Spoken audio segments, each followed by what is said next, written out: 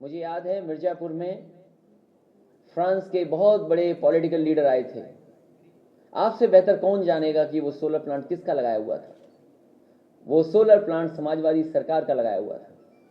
आपने वो तस्वीर भी देखी होगी जो दिल्ली से मेट्रो में एक कोरिया के राष्ट्रपति और भारत के प्रधानमंत्री बैठ करके नोएडा तक गए थे।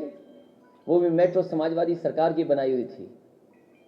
अभी कुछ दिन पहले आपने भदोही में देखा होगा, आपके उत्तर प्रदेश के हमारे पहले मुख्यमंत्री हैं जो उद्घाटन का उद्घाटन करते हैं और अपने उद्घाटन का फिर उद्घाटन कर देते हैं, शिलान्यास का शिलान्यास करते हैं, एमओयू का एमओयू करते हैं। ऐसे पहले मुख्यमंत्री होंगे और उनकी भाषा का तो हम और आप कल्पना ही नहीं कर सकते।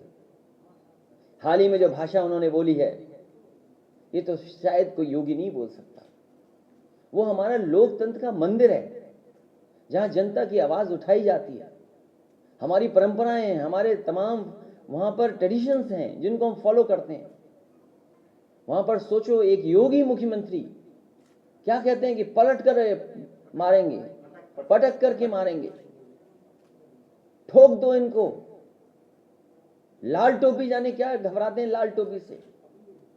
मुझे लगता है कि कभी बचपन में लाल मिर्च खा ली होगी, उसकी वजह से आज तक वो लाल से घबराते हैं। और ये लाल रंग जो टोपी का है वो हमारे इमोशंस का रंग है। हमारे इमोशंस हैं। अगर हम खुश होते हैं तो देखते हैं हमारा चेहरा लाल हो जाता है, हम गुस्से में होते हैं तब चेहरा लाल हो जाता है, हम दुखी बहुत ज्यादा रोएं तब चेहरा लाल हो जाता है। हमारे इमोशंस हमारा ब्लड बताता है, और ब्लड ही ऐसी चीज है जिसमें हमारे आपके अंदर भेदभाव नहीं है। आपका रंग भी लाल, हमारे रंग भी लाल खून का, और हमारी क्रांति का भी रंग लाल है। हमने तो उनकी किसी रंग पे बात नहीं की। हम ये भी तो कह सकते हैं जिनके दिल काले हैं उनकी काली टोपी है, जिनके दिलों में नफरत है उनकी टोपी काली है। और ये भारतीय जनता पार्टी जानबूझ करके इन मुद्दों से इसलिए राजनीति करती है क्योंकि अर्थव्यवस्था पे वो बहस नहीं करना चाहते हैं, बाजार पे बहस नहीं करना चाहते हैं। वो जानते हैं कि किसान को बाजार के भाव पे छोड़ दिया, हमारा किसान मर जाएगा, बर्बाद हो जाएगा। हमारे दुकानदार, छोटे व्यापारी, छोटे उद्योगपति, उनका कारोबार नहीं चल पा रहा है। कोविड ने मारा, महंगाई ने, जीएसटी ने, इसलिए जानबूझ करके बहस नहीं कर रहे हैं।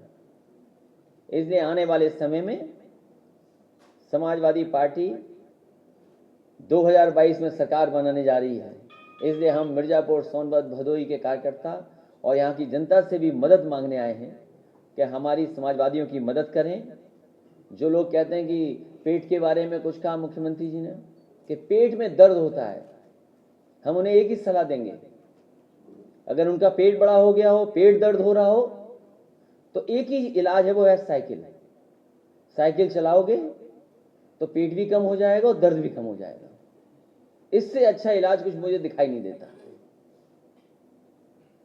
अगर सपा की सरकार बनी तो कितने बेरोजगारों को रोजगार दिया जाएगा?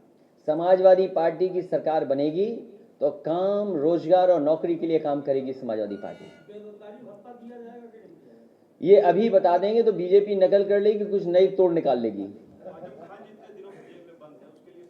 समाजवादी पार्टी उनके परिवार के साथ है और इतने झूठे मुकदमे किसी पॉलिटिकल लीडर पे देश में नहीं लगाए गए होंगे, और केवल इसलिए मुकदमे लगाए हैं अधिकारियों ने कि एक अधिकारी को अपना स्टेट से यहाँ चाहिए था कि उनका एक्सटेंशन हो जाए, दूसरे अधिकारी क्योंकि भ्रष्टाचार में फंसे थे, उन्हें अपनी जान बचानी थी, इसीलिए सरकार ने जानबूझ करके फंसाया। और भारतीय जनता पार्टी के बारे में आप सब जानते हो, मिर्जापुर का हमारा पत्रकार साथी जेल चला गया। किस लिए जेल चला गया? केवल उसने बता दिया कि मिड डे मील में न जाने क्या घोटाला हो रहा है, मुकदमा दर्ज हो गया। तेजस्वी यादव ने कहा, और कितना भागे हैं वो हमारा साथी जानता होगा जो हमसे मिला भी था।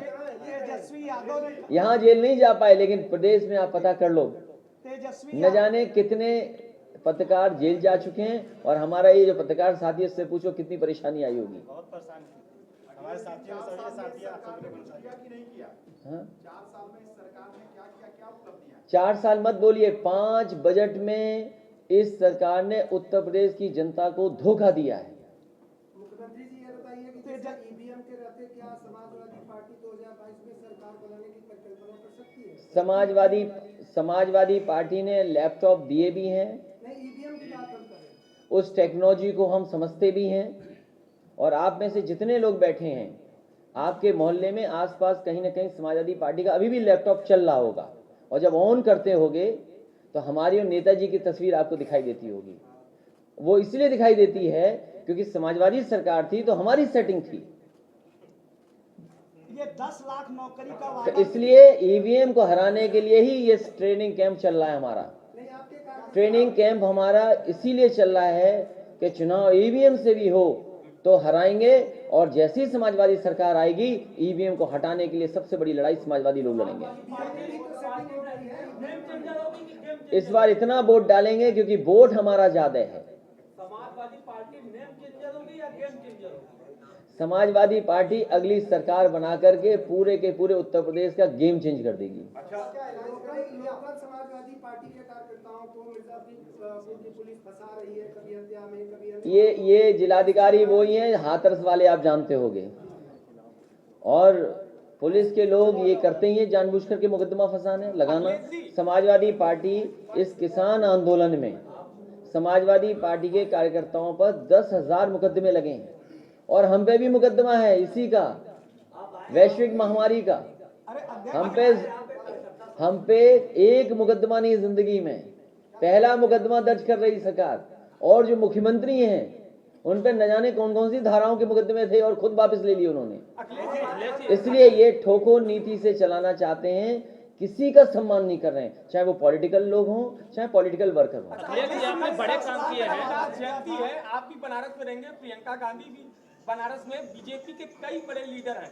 दलित वोट बैंक, क्या वो मंदिर जाना वहां पर क्या आने वाला विधानसभा चुनाव में एक वोट बैंक के नजरिए से देखा जा रहा है? क्योंकि सभी पार्टियां एक साथ एक जगह पे पहुंच रही हैं और बनारस में पहुंच रही है, क्योंकि बनारस एक पूर्वांचल का गढ़ भी माना जाता है, प्रधानमंत्री नरेंद्र मोदी का गढ़ है। तो क्या आप मानते हैं कि ये गढ़ नहीं है, आ गए हैं यहाँ। और दूसरी बात है, संत रविदास जी के उनके काम, उनके सिद्धांत, उनके आदर्शों पे बहुत सारे लोग चलते हैं, बहुत सारे लोग विचार किसी दूसरे तरीके से भी देखते हैं, लेकिन लगातार हर पॉलिटिकल पार्टी के लोग पहले भी जाते रहे हैं, क्योंकि उत्तर प्रदेश में चुनाव करीब है, इसलिए आप लोग भी बड़ी सावधानी से देख रहे हैं। आपके जिले में जो कार्यकर्ता है उनमें जो गोलबंदियां हैं, जैसे आपके पिछले चुनाव में आपको राजेंद्र सिंह को हटा के तत्काल चुनाव के बीच में रामचंद्र निषाद जी को लड़ना पड़ा चुनाव, आज भी कितनी गोलबंदी है आपकी लोकल पार्टी में, उसको कैसे खत्म करेंगे आप कार्यकर्ता? ये जो छोटे छोटे गोले हैं ये सब बड़े गोले में आ जाएंगे अब। नहीं, आप बात नहीं समझे।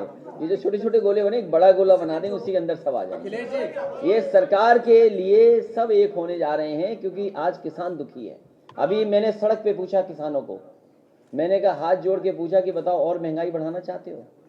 बोले इस बार सुपड़ा साफ कर देंगे। सोचिए आप, क्या आप कल्पना कर सकते थे कि डीजल पेट्रोल 100 रुपए के करीब पहुंच जाएगा? आपका ये सिलेंडर जो है उज्ज्वला के नाम पर आपने दे दिया सिलेंडर सबको। आप धर्मेंद्र प्रधान जी का ये कहना है कि ठंडी के कारण जो तेल की महंगाई है वो ठंडी के कारण बढ़ी है, जैसे जैसे गर्मी आएगी वो महंगाई कम होगी। देखिए, ये तर्क नहीं होता है, ये कोई तर्क है? सरकार के हाथ में सब चीजें, सरकार कंट्रोल कर सकती चीजों को, ये सरकार के हाथ में है। ये मौसम नहीं बताएंगे, जैसे कि याद कीजिए जब गोरखपुर में बच्चों की जान जा रही थी तो एक यहीं के प्रदेश के मंत्री ने कहा क्योंकि इस मौसम में तो जान जाती ही जाती है। तो ऐसे मंत्रियों से क्या उम्मीद करोगे? सरकार बताए हमें कि जिन्होंने ये कहा फ्री सिलेंडर दिया, बोर्ड जनता से ले लिया, उसके बाद सिलेंडर की कीमत क्या कर दी? आज दोबारा लोग कंडा ढूंढ रहे हैं, लकड़ी से दोबारा खाना बना रहे हैं, सिलेंडर भरवाने नहीं जा रहे हैं। कम से कम सरकार को ये बताना चाहिए कि जिन लोगों के पास उज्ज्वला से कनेक्शन मिला था और कितने लोग सिलेंडर भराने जा रहे हैं। आप कितने बेरोजगारों को रोजगार देंगे? समाजवादी पार्टी सभी छोटे दलों के लिए गुंजाइश रखती है।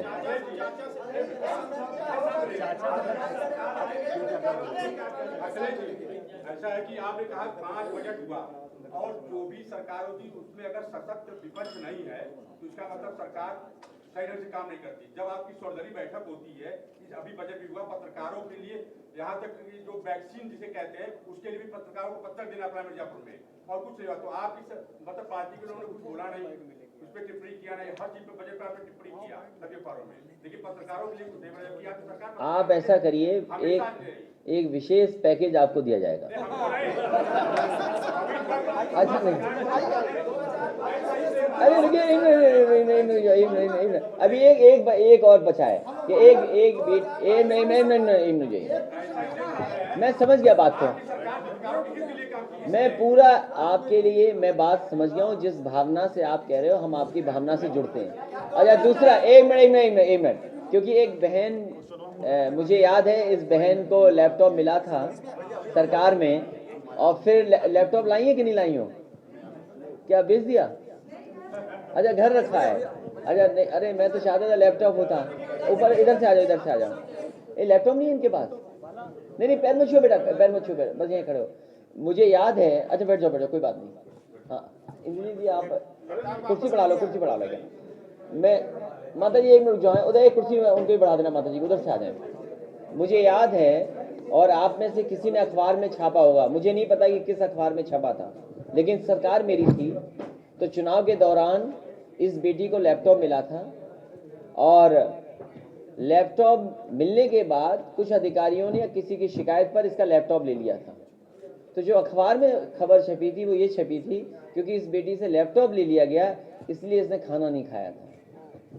तो मैं उस पत्रकार साथी को धन्यवाद देना चाहता हूं जिसने ये खबर छापी थी आज। मिनट, उस पत्रकार साथी को मैं धन्यवाद देना चाहता हूं कि जिन्होंने ये खबर छापी थी। उसी दिन एक हमारी ऑफिस में अधिकारी थे, तो मैंने उनसे कहा कि इस बेटी को कहीं से भी हमारी तरफ से एक लैपटॉप पहुंचाओ, तो मैंने तुरंत इस बेटी को लैपटॉप पहुंचाया था। तो क्योंकि कभी मैं इधर नहीं आ पाया था, मिल नहीं पाया था, इसलिए इस बहन को मैंने बुलाया। लेकिन आज वो लैपटॉप नहीं लाई हैं। कितने बेरोजगारों को आप रोजगार एक मिनट जाओ। तो मैं पत्रकार साथी को भी धन्यवाद देता हूं और इस बेटी को भी बधाई देता हूं कि उम्मीद है कि वो पढ़ाई कर रही होंगी और उससे पढ़ेंगे भी। और आने वाले समय में नौजवानों को मैं कहना चाहता हूं कि समाजवादी पार्टी की ऐसी योजना रुकने वाली नहीं है, चलेगी। और उसी लैपटॉप से ITI कर रही हैं। अखिलेश जी एक प्रश्न ITI।